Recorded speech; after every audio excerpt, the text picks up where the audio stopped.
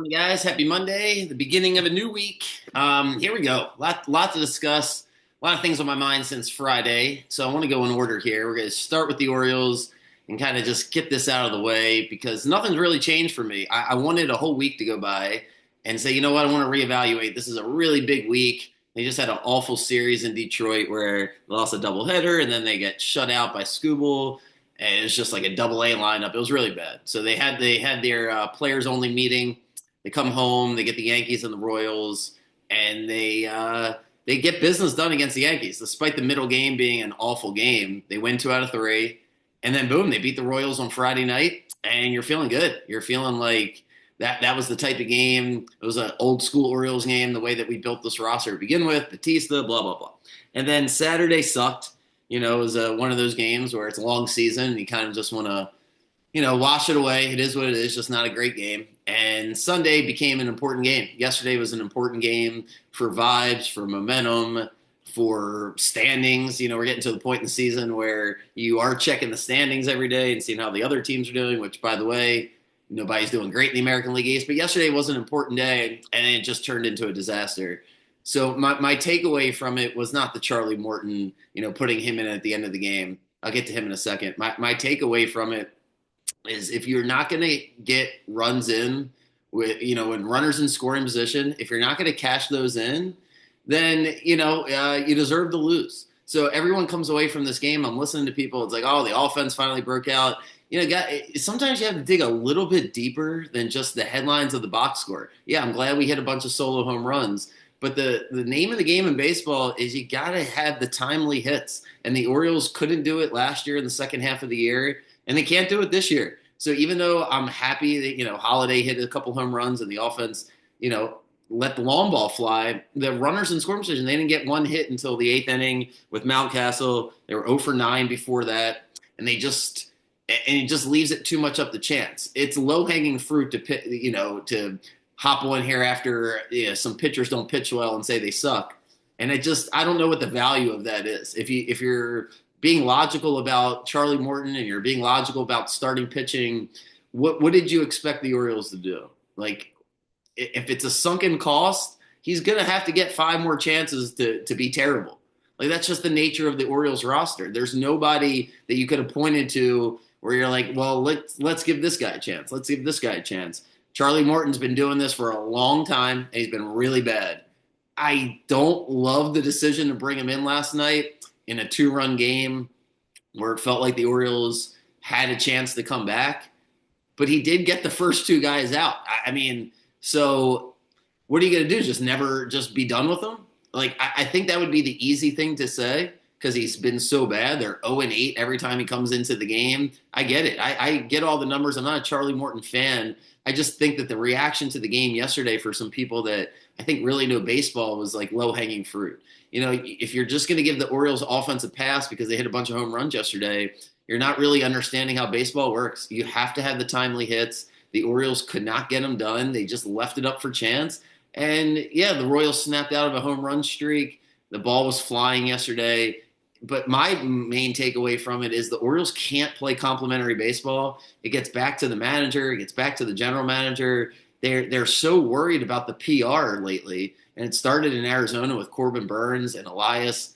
I don't want to say how much we offer, but I'm going to let it leak. And so, a few days ago when Elias meets with them and they're talking about the confidence in Brandon High, just too much crap right now to try to spin this to a positive when it does feel like everything's falling apart here. And I wanted this week to give me clarity. I was probably deep down hoping for 2-4 instead of 3-3 because 3-3 feels like I got to punt on this week. Like I'm not done with the season. I feel the same way now than I did last Monday, which is basically blah. Not giving up on them, but not fun to watch. Really, just not a fun team to watch at the moment. They're going to play Minnesota. They're going to get the Nationals. They're going to get the Angels. They get Minnesota again. They get a bunch of teams that suck here over the next couple of weeks to get back on track. But I'm just going to I'm going to wait till next week here to give an opinion because it was a nothing burger. It was 3-3. Nothing really happened. Yeah. So hot take with the Orioles is can we please get Adley to bat 7th? Can we get him out of that 3 spot? It is a hole in the lineup. It's not good for him. It's not good for the Orioles. It's just not good. I was early on Mullins. Not that I needed to do a victory lap on that. I thought that was a fairly obvious take. He was off to a hot start. He's the leader of the team. He's been here forever. Let him bat first. Let Gunnar bat second. Now it's time to just move Adley down to 7. He's not a 3 hitter.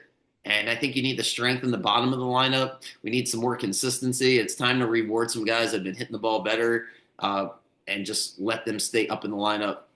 Every time I see Rutschman batting third, I'm just like, and I hate that he automatically is the DH. Just feels like they're running him right into the ground. So that's my take on Adley. All right. A lot of NBA playoffs I want to get to. I've really got a lot of takes here. But before I do that, Harbaugh came out yesterday, and the quote was, it'll be a football decision on our kicking situation. I think that the Ravens they can split it over 2 years and save some dead money on Tucker. I think it comes out to $4.25, I believe, $1 million this year. If they do release Tucker, gives them an extra 4.25 to spend on backup offensive lineman, defensive lineman, corner, whatever they feel like doing. To me, that's the obvious decision. If they want to say it's a football related, I don't care what they call it. I just don't want him kicking for the Ravens. They're going to say it's a football decision because they don't want complicity in the whole Justin Tucker situation, right? I don't think you have to be, an investigative reporter to think that if there's this much information out there and there was stuff on social media back when these alleged incidents happened, that the Ravens were aware of it, and the Ravens would prefer to not be involved with it. It'd be another bad story for the Ravens. So if they move on from Justin Tucker, they want to do it based on his kicking last year. And the fact that they like Tyler Loop, I'm very skeptical they're going to do that.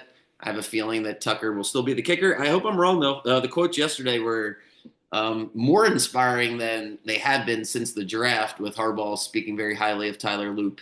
And I don't care how good Tyler Loop is. I'll just find another kicker. I've made it crystal clear. I'm done with Justin Tucker, and we'll see what the Ravens decide to do. But if they are going to get rid of him, it would be most likely in that post-June 1st cut, so it would be in the next month here. All right, NBA. I came in on here Friday night. If I'm going to give myself a pat on the back, I'll do the pat on the back first. Then I'll say where I was wrong. But I got the Rockets-Warriors series dead right. I was, it was hard to take the Rockets in Game 6 after, just thinking the Warriors are going to close them out. But I had a feeling, based on what I saw in Game 5, that the Rockets would play well. I even said that I thought they would win that game, and they did. And then yesterday, it was just, I couldn't believe how much the pendulum switched to, the Rockets are just, the Warriors are just done. The Rockets are going to lock them down. When in reality, if you watch the fourth quarter of Game 6, the Warriors just missed all their shots. And Steph kept missing last night. Kept missing. It just it didn't matter because they found the darker skin version of Klay Thompson as Buddy Hield just went absolutely off. Buddy Hield's a great scorer. He's been great for his whole career, especially in college. He was awesome. What he did last night was super duper clutch, just unbelievable. Made every big three in that first half, especially at the end of the first quarter. It was a long one.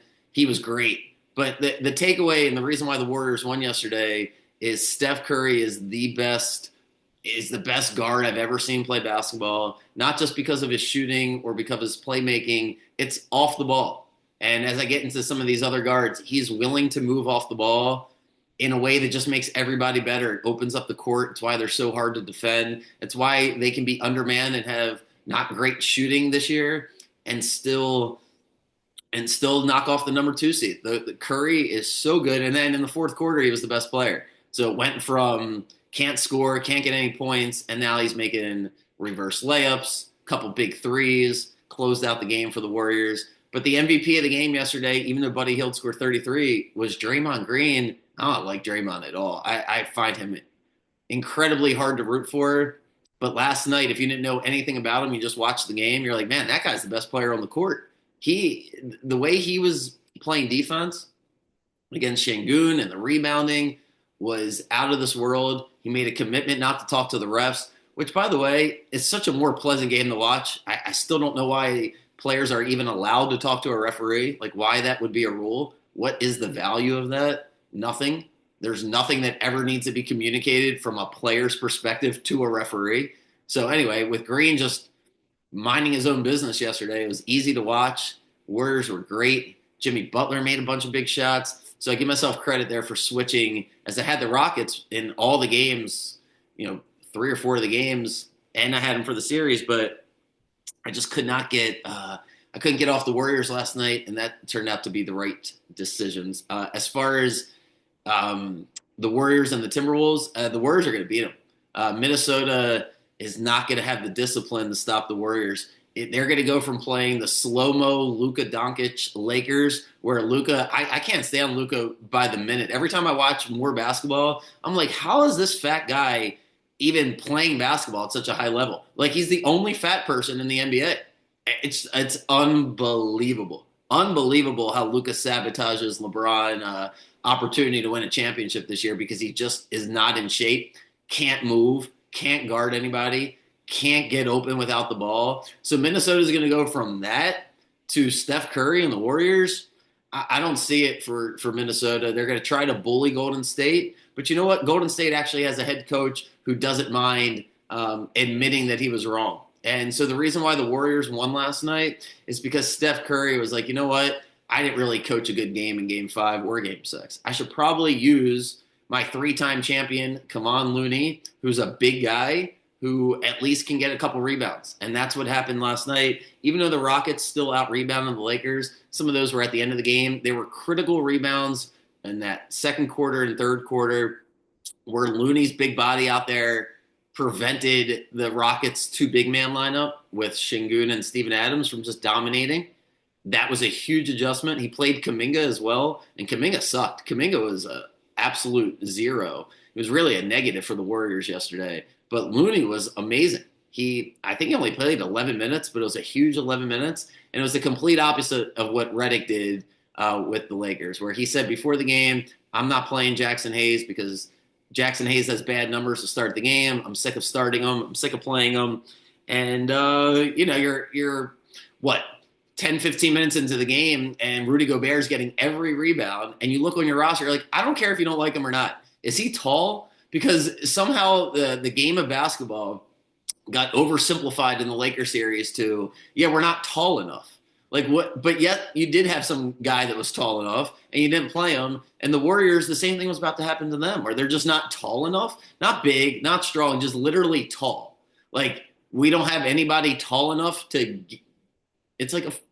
So anyway, Lakers don't use their guy that's tall, Jackson Hayes, and they can't rebound. Rudy Gobert dominates the game, and the Warriors decided last night that we're going to play Looney, and it's going to work out for them. They ended up making the Rockets so confused. The Rockets got no easy shots yesterday, and they fall short. Amen Thompson, one last point.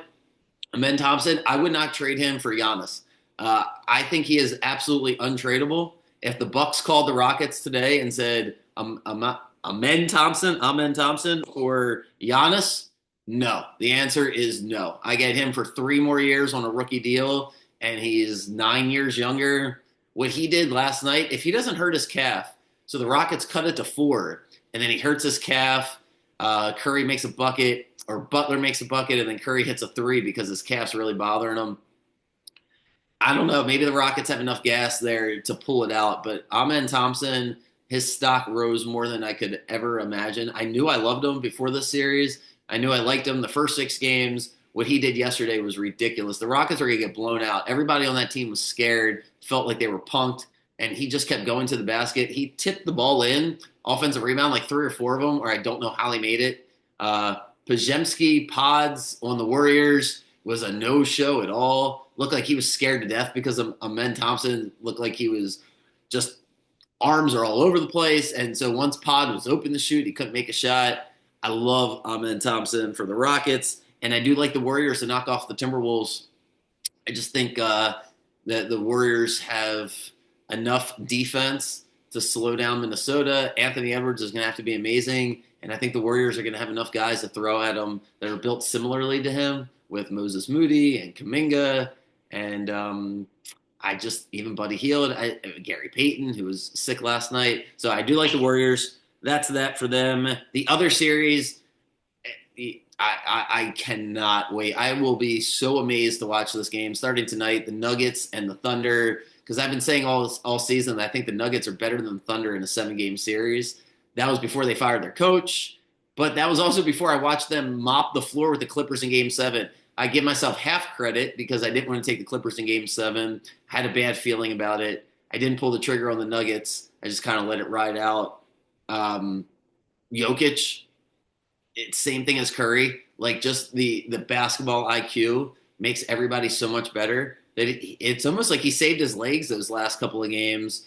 Felt like he maybe had a B to B plus performance against the Clippers, and they still won. He, allowed Jamal Murray to have a Jamal Murray game, and even in Game 7, he just didn't do that much. It was the rest of the team that, from a scoring standpoint, led the way. And I don't think the Thunder had the horses. So it's going to come down to Russell Westbrook and Christian Brown and Michael Porter Jr. If they can draw even with those other, the Thunder bench, if that's relatively even, the top level talent on the Nuggets is just better. Jalen Williams, Chet Holmgren, and Shea versus Jamal Murray and Jokic. I'm going to take the Nuggets there. It's so hard to play in Oklahoma City. I don't think the Nuggets are going to win tonight. But I have a feeling maybe they get blown out tonight and everyone thinks it's a blowout series and the Nuggets are going to be there. I got this series going 7. It's going to be a classic series. That's how I felt about the Pacers-Cavs series. That's what I mentioned yesterday. I took the Pacers, felt good about that. And I don't see a world where the Pacers don't win at least another game and probably 2. It probably goes to 7. It's a great environment in Cleveland, but Cleveland doesn't play great defense on the perimeter. They added DeAndre Hunter to try to help that out. Even without Darius Garland yesterday, who's a no-go on defense, he was hurt. Mitchell's not great on defense. And they got shooters. They got Strus and they got Ty Jerome, the Merle guy. None of them are great defenders. So it's almost like the Cavs have to mix and match on if they want to put wing defenders out there and then have less scoring. And Indiana's built – I feel like Indiana has built – the perfect second tier team. Like they have the perfect roster to beat every single team that is worse than them. And if you're just as good or a little bit better with your high level talent, they're right there. Like you're not going to sweep this team or beat them in 5. They played Boston really well last year. They could have won that series. They lost game 1 at the buzzer to Brown. They were right there. Carlisle made a couple questionable decisions. Last night, I'm watching that game, and once the Cavs took the lead, and Donovan Mitchell is just going absolutely off, takes the lead, and you're like, you know what? The Pacers, hopefully I cover my 8.5 points. That's what I remember thinking. And then the Pacers responded. They hit a 3 at the buzzer. Then that fourth quarter, Halliburton, if you didn't see it, there's 6:22, I think, was left on the clock, and the Pacers are either up 1, down 1, 2-point game, something like that. And Halliburton did a dribble step back. I swear to God, he must have stepped back from the free throw line all the way to the 3-point line and makes a 3 over Jared Allen, the big guy on the Cavs. It was an unbelievable shot. Tyrese Halliburton is unbelievable. The Pacers are really good. I give them credit. They built a really good team where, they built it around their superstar with Halliburton, and they added Siakam last year to try to get him over the top.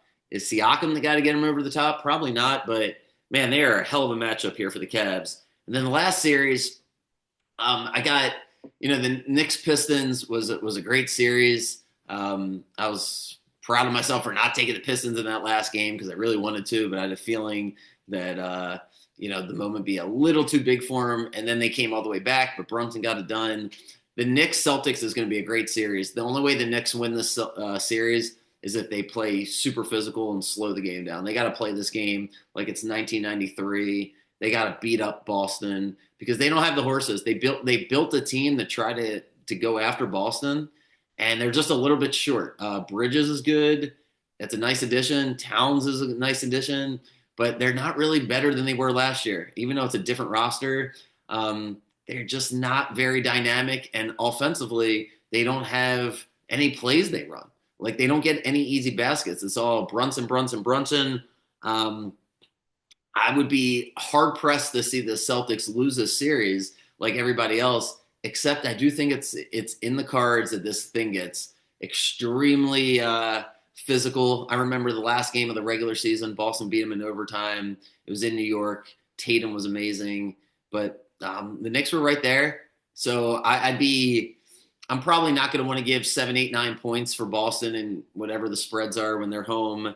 And I see it just being fourth quarter games. I don't know if the Knicks will be able to close it out, but I do see it being close all the way through.